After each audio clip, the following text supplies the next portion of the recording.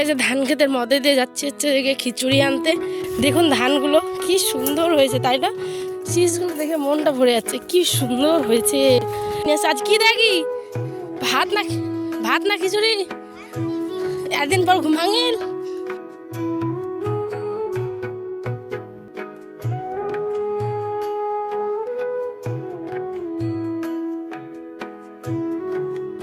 Hello বন্ধুরা, কেমন আছেন? সকালে আশা করছি ভালো আছেন, সুস্থ আছেন। আমিও আপনাদের ভালোবাসায় অনেক অনেক ভালো আছি, সুস্থ আছি। আমি পায়েল, উত্তর দিনাজপুর জেলার ছোট্ট একটি গ্রাম থেকে ব্লগ ভিডিও করি, শুধুমাত্র আপনাদের ভালো ভালো ব্লগ উপহার দেবো বলে। আর আমার ভালোবাসার কাজটুকু আমার ভালোবাসার মানুষদের সঙ্গেই কিন্তু আমি শেয়ার করি। যাই হোক, কেমন আছেন আপনারা? হ্যাঁ, আশা করছি সকলে ভালো আছেন। অবশ্যই কিন্তু কমেন্টে জানাবেন কেমন আছেন সকলে। হ্যাঁ, চলুন, এখন হচ্ছে সকালবেলা। আজ দিনটা হচ্ছে কি বুধবার। সকালবেলা উঠেই আমি একটু বস্তা করে যেগুলো রেখেছিলাম অনেক দিন আগে, মানে ধরুন 15-16 দিন আগে, একদিন দেখেছিলেন যে যে ভুট্টার যে ঘ্যাকটা হয়, মানে যেখানে ভুট্টার দানাটা থাকে, তো ওটাই গ্রামের ভাষায় ভুট্টার ঘ্যাক বলে।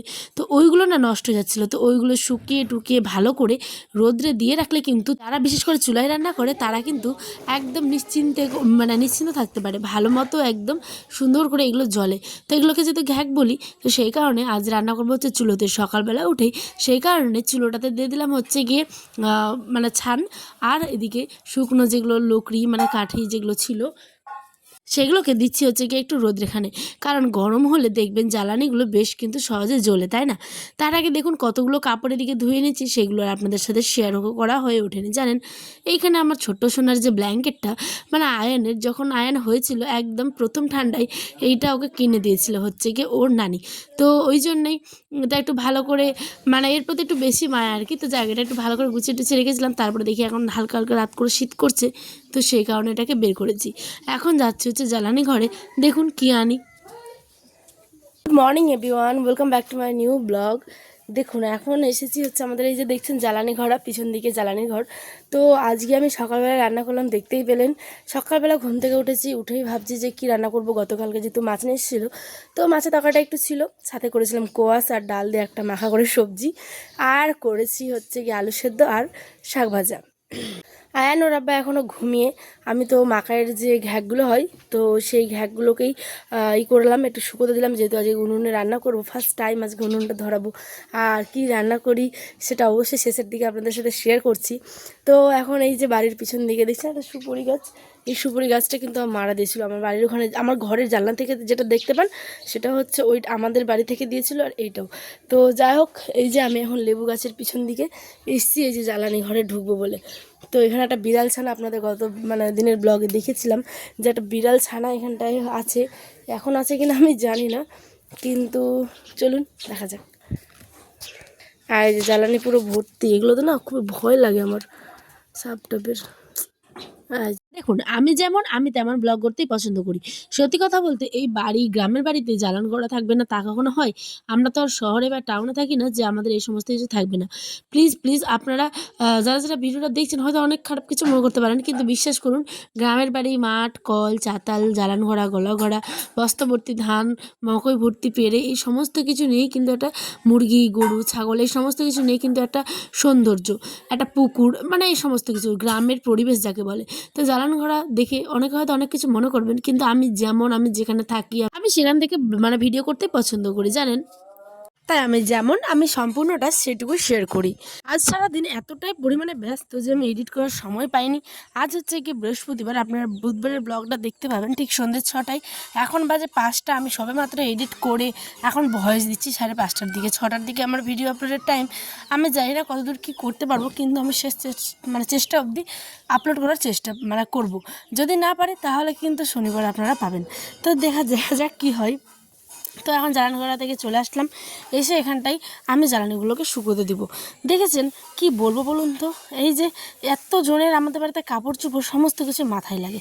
সত্যি কথা বলতে, মানে যারা অনেক বড় একটা জয়েন্ট ফ্যামিলিতে থাকেন, শুধুমাত্র যেমন মানে তার ভালো দিকটাও আছে, তার কিন্তু কষ্টের দিকগুলোও আছে। ঠিক আছে, আমি প্রত্যেকের কথা বলছি না, আমি আমার বাড়ির কথাই বলছি। মানে কি বলবো আর, ঘরের কথা যদি সমস্ত কিছু শেয়ার করতে পারতাম তাহলে তো হয়েই যেত। বাদ দিন। এই যে আমি আজকে চলে এসেছি হচ্ছে আর একটা চুলা দিতে। বলুন যে কেন? এই তো দিদিভাই একটা চুলা দিলেন, গতকাল দেখলাম, পরশুদিন এরম দেখলাম ভিডিওগুলোতে, আজকে আবার একটা চুলা। কি বলবো বন্ধুরা বলুন, সত্যি কথা বলতে মন থেকে শান্তি পাইনি জানেন। চুলাটা দিয়ে মন থেকে যদি শান্তি না পাই তাহলে কি করা উচিত বলুন তো? তাই আমার পদক্ষেপ নিতে আমি বাধ্য হলাম। এই যে আজকে নিজে চুলো দিতে বসেছি, জীবনে ফার্স্ট টাইম এই এত বড় কাজটা করলাম জানেন। জীবনে ফার্স্ট টাইম পরীক্ষার থেকেও মানে কি বলবো, পরীক্ষা তো মুখস্থ করে দিয়ে মানে মুখস্থ করেছি, ভালো মতো রাত জেগে পড়েছি, এটা সেটা করে মানে পরীক্ষা দিয়েছি, কিন্তু এই জিনিসটা যে টাফ ভাবতে পারবেন না। দেখে হয়তো অনেকটা সোজা মনে হচ্ছে, জীবনে প্রথমবার সাহস করে আজ এই অভিজ্ঞতাটা আপনাদের সাথে শেয়ার করলাম জানেন। ফার্স্ট টাইম তো প্রচুর ভয় হচ্ছিলো পারবো কিনা, তারপর অনেকক্ষণ ধরে বেশ করে একদম খুন্তি দিয়ে ওটাকে মানে মানে কবিয়ে কবিয়ে একদম মাটিটা কাটলাম। তারপরে মানে যেটা ক্যালেং বলে আমাদের বাবার বাড়ির মালদার দিকে, আবার ওটাকে পোষনি বলে, আমার শ্বশুরবাড়ির দিকে ওটাকে ক্যালেং। এই যে আরেক ঝামেলা, আমি বলি যে পোষনি, তো আমার শাশুড়ি মা বলে যে ক্যালেং, মানে এই নিয়ে আমাদের একটা ভীষণ ভীষণ ব্যাপার থাকে। তো যাই হোক, চলুন মজা করছিলাম। এখানটায় আমি ভালো মতো করে কিন্তু মাটিটা দিয়ে দিয়েছি, জানি না কতটা কি করতে পেরেছি। দেখুন এটাকে বলে বাড়ি দেওয়া, বাড়িও কিন্তু দিয়ে দিলাম। হ্যাঁ, এদিকে আমার আয়ন সোনা খেলাধুলো করছিল, এদিকে চটপট করে আমি একদম রৌদ্রটা দেখেছেন, মাথায় রৌদ্র নিয়ে এই কাজগুলো করেছি। এদিকে বড়মার মাথায় হাত দিয়ে চিনতে পড়ে গেছে, কী যে করে কী জানি, আমি জানি না বাবা। চলুন, এদিকে আমার ল্যাপা মোছা কমপ্লিট। দেখুন তো কেমন লাগছে, ভালো লাগছে। দেখি আগামী দিন মানে 2 দিন পরে দেখতে পাবেন এটা আরও সুন্দর হয়ে যাবে। এদিকে আমি একদিকে রান্নাবাড়ি বসিয়ে দিয়েছি, এখন বসাচ্ছি হচ্ছে ভাত। ফার্স্ট টাইম চুলোতে রান্না করছি, আমি তো ভীষণ এক্সাইটেড। আমি শুধু জ্বালানিগুলো নিয়ে একবার করে দেখছি যে কি করব, কেমনভাবে ঢুকাবো, কোনটার পর কোনটা দেবো, আমার খালি এই টেনশন। তার মধ্যে কোনো সময় আবার নিভে যাচ্ছে, নিভে গেলেই আবার আমি তো জানি, দেখুন আমি যেমন মানে কাজও করতে জানি কম্পিউটারে, ল্যাপটপে, মেয়েরা কিন্তু সব পারে। আমি যে সেটা বাস্তব কথা আর কি আপনাদের বলছি, আমি মনের কথা বলছি আমার, যে মেয়েরা সব পারে।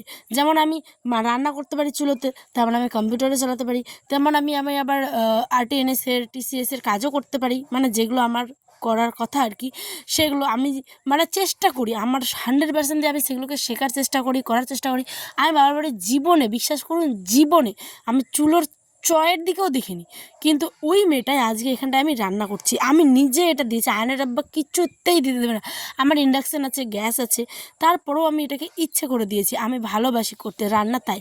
আর এখন মানে আমি যেহেতু গ্রামে থাকি, তাই গ্রামে আমি নিজেকে মানে কি বলবো আর আপনাদেরকে বলুন। এই যে দেখুন বলতে বলতে চুলো নিভে গেছে, কিন্তু আমি বিরক্ত হই না, আমি ভালোবেসে কাজটা করতে পছন্দ করি। তা আজকে আমি ফার্স্ট টাইম চুলোতে রান্না করলাম কি দেখুন, এখানে করেছি ভাত, তারপরে মূলো ছিল, আলু ছিল ভাজা, আর সাথে করেছি হচ্ছে কি এই যে ডাঁটা শাকের একটা ঝোল। তারপরেই আয়ন খেতে চাইছে বিস্কিট আর দুধ, মানে দুধ চা আর বিস্কিট, তো আয়নকেও খাইয়েছিলাম, আমিও খেয়েছিলাম। রান্নাবাড়ি কিন্তু কমপ্লিট। হ্যাঁ, কিন্তু যেটা বলছিলাম ওই কথাটা শেষ হলো না। মানে গ্রামের বাড়িতে আমি চাই বিশেষ করে যে আমার গ্যাস থাকবে, আঁখা থাকবে, সমস্ত কিছু থাকবে।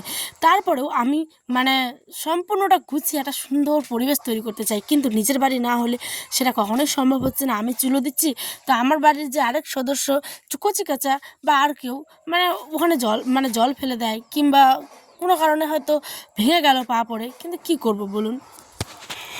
পার হয়ে আসলাম, সবাই নিয়ে আজ কি দেখি ভাত না খিচুড়ি, একদিন পর ঘুম ভাঙিল দেখি ও গে বায়ু, কিছু করার নেই। তাই তো আমি চলে এসেছি হচ্ছে গিয়ে খিচুড়ি আনতে। এখন দেখুন আমাদের এখানটায় খিচুড়ি দিচ্ছিল। আরে বাবা দেখুন, বড়লোক কিংবা গরিব প্রত্যেকেই কিন্তু মানে সরকারি খাতায় নাম থাকে, সেই কারণে আমার আয়নসোনাও পাই। তা আমি যখন পাই রে বাবা, আমি ছেড়ে দেবো কেন? অনেকে হয়তো হ্যাঁ খিচুড়ি আনতে যাচ্ছে, এ বাবা কী বাবা। দেখুন অনেকে কিন্তু খিচুড়িটা খাই, কিন্তু আমি আয়নকে খেতে দিই না কেন, একটা কারণ আছে। যে ওখানটায় আমি এর আগে অনেকবার খিচুড়ি এনে দেখেছি যে শুঁড়োপোকা থাকে, ছোটো ছোটো শুঁড়োপোকা, আমি ওগুলো আয়নের আব্বা খাওয়াতে বারণ করেছে বলে আমি আয়নকে দিই না। সেই খিচুড়িটা কিন্তু আমি নষ্ট করি না, সেটা আমাদের বাড়ির যে কালু লালু মানে থাকে তাদেরকে খাইয়ে দিই। তো ওই জন্যই আনি, ডিমটা খেতে পাই। এদিকে দেখুন সারিয়া লাগাও কি বলছে, 3.5 করে হলে ওটা দেখো দি কেরম কত দেখা আমি দেখেন রংলা ভালো ভালো খুব ভালো আছে, খারাপ নেই হবে। আর 3 ডিগ্রি আর নাইটি এগুলা আরো আনবো মাল, এটা আনে ভালো আনবে তো বলবা অল্প খালি দেরি করে আমরা আনো। চলে এসছি বাড়ি, চলো। চলুন ব্লগটা যেখানে শেষ করছি। রাতের খাবার তো আপনারা দেখতেই পেলেন, মাছ সেদ্ধ, সাথে ছিল হচ্ছে গিয়ে আলু ভাতে, মাছের তরকারি, আর ছিল হচ্ছে মূলো শাক। তো আজ এই পর্যন্ত, দেখা ব্লগে। সবাই ভালো থাকবেন, সুস্থ থাকবেন, সাবধানে থাকবেন, আর ব্লগটা কেমন লাগলো কমেন্টে জানাতে ভুলবেন না।